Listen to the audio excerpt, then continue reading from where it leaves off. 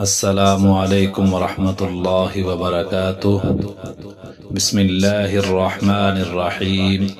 شروع اللہ کے نام سے جو بڑا مہربان نہایت رحم والا ہے۔ نبی کریم صلی اللہ علیہ وسلم پر وحی کا ابتدائی دور۔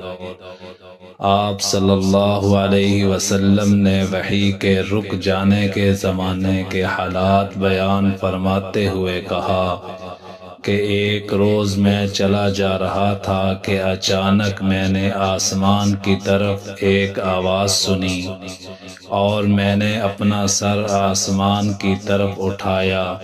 کیا دیکھتا ہوں کہ وہی فرشتہ جو میرے پاس غار حرا میں آیا تھا، وہ آسمان و زمین کے بیچ میں ایک کرسی پر بیٹھا ہوا ہے۔ میں اس سے ڈر گیا اور گھر آنے پر میں نے پھر کمبل اوڑھنے کی خواہش ظاہر کی۔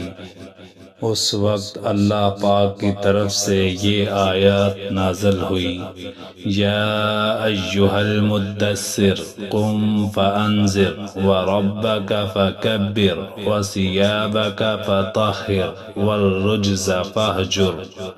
اے لحاف اوڑھ کر لیٹنے والے، اٹھ کھڑا ہو اور لوگوں کو عذاب الہی سے ڈرا اور اپنے رب کی بڑائی بیان کر اور اپنے کپڑوں کو پاک صاف رکھ اور گندگی سے دور رہ۔ اس کے بعد وحی تیزی کے ساتھ پے در پے آنے لگی۔